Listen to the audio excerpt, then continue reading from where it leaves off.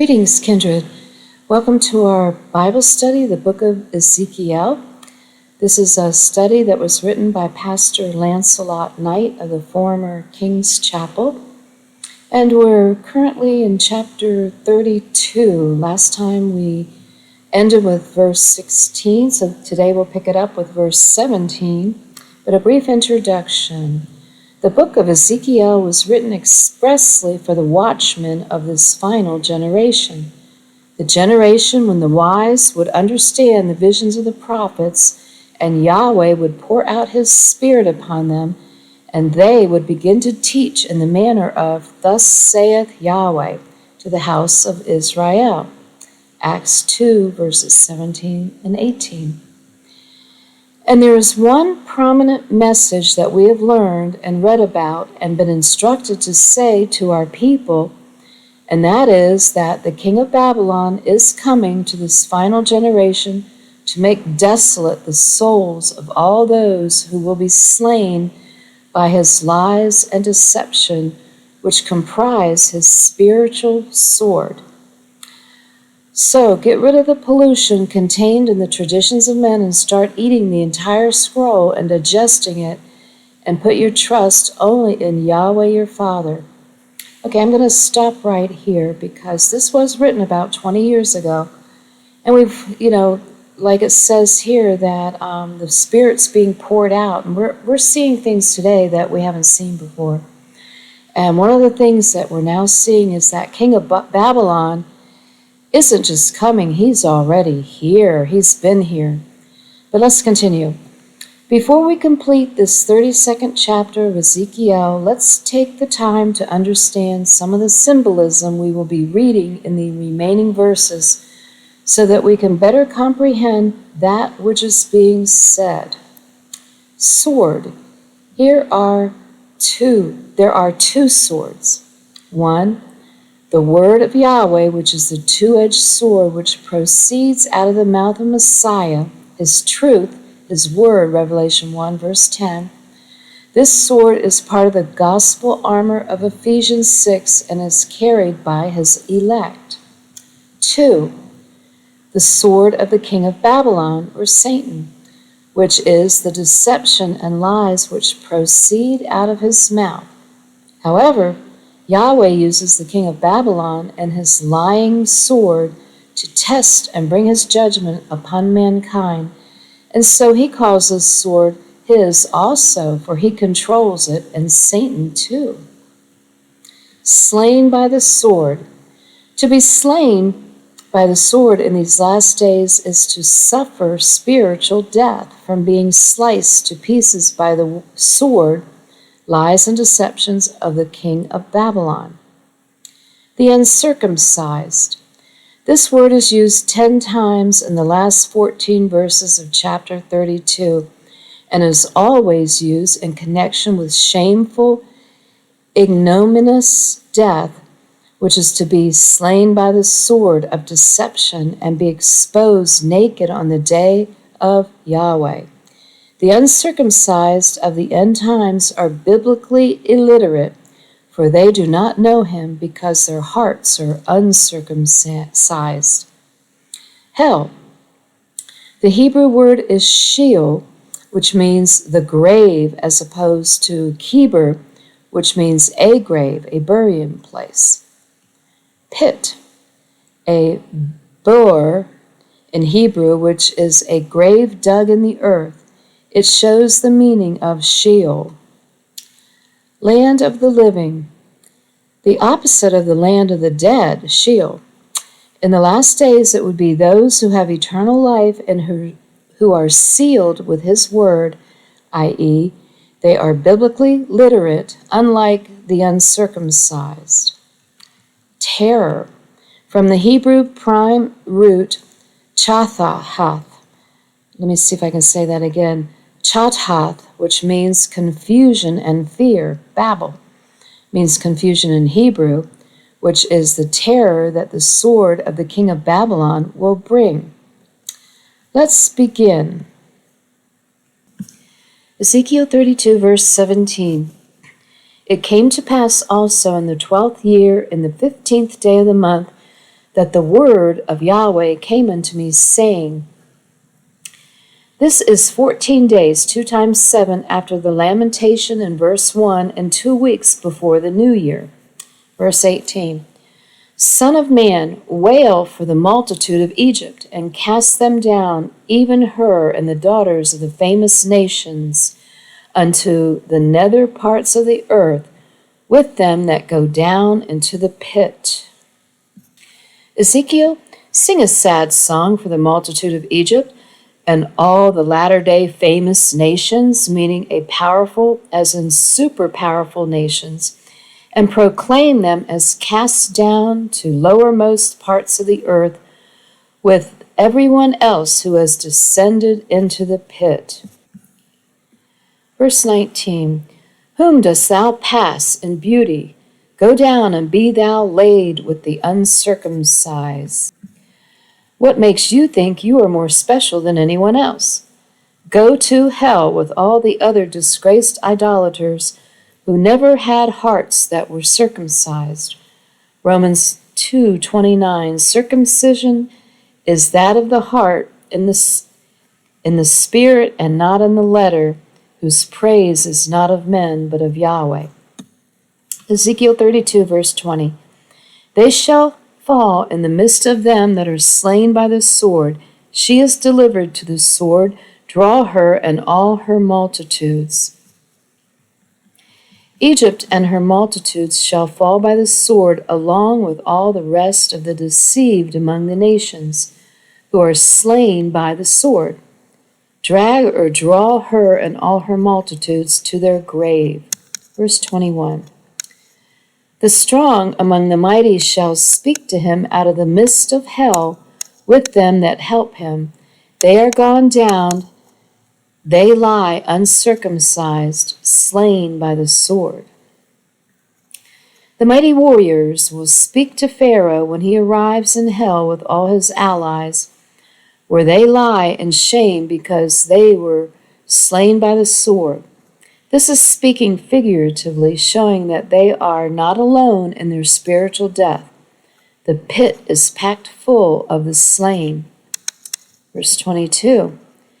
Asher is there, and all her company. His graves are all about him, all of them slain, fallen by the sword. The mighty Assyrian, Asher, and all her company have all been deceived to death. Ezekiel 32, verse 23, Whose graves are set in the sides of the pit, and her company is round about her grave, all of them slain, fallen by the sword, which caused terror in the land of the living. Such a massive number of spiritually dead, deceived people is great cause for alarm among the living. And well, it should be. You see, the sword of the king of Babylon will bring much terror in the land, which is confusion, which, as we noted previously, is what the word Babel means in Hebrew. Verse 24, There is Elam and all her multitude round about her grave, all of them slain, fallen by the sword, which are gone down uncircumcised into the nether parts of the earth, which caused their terror in the land of the living. Yet have they borne their shame with them that go down to the pit. The name Elam means hidden. Elam was the sixth son of Shem, the son of Noah, and therefore an Adamite, though his children would not be in the lineage of Israel. The majority of Elamites will also be deceived by the king of Babylon and go to hell in shame with the rest of the uncircumcised. 25. They have set her a bed in the midst of the slain with all her multitude. Her graves are round about him, all of them uncircumcised, slain by the sword. Though their terror was caused in the land of the living, yet have they borne their shame with them that go down to the pit. He is put in the midst of them that be slain. The multitude, the many, will be slain, deceived by the sword of the king of Babylon, and will take their shameful place in Sheol with every other spiritually dead, deceived person. Ezekiel 32, verse 26. There is Meshech, Tubal, and all her multitude. Her graves are round about him, all of them uncircumcised, slain by the sword, though they caused their terror in the land of the living. Among the famous nations of verse 18 is Meshech, the chief prince of Rosh, i.e., of Russia, and her neighbors. The majority of them will fall by the sword too. The king of Babylon, Satan, comes when he is cast out of heaven to this earth with his angels in Revelation 12, verses 7 through 9. And I just want to stop and mention here that I believe that has already happened. It's not some future event. They're here now. It is written that he deceives the whole world with the exception of those who have the seal of Yahweh in their foreheads. Revelation 9. We are receiving some specifics here in this great book of Ezekiel concerning those nations and people who are slain by the sword. Revelation 12:9.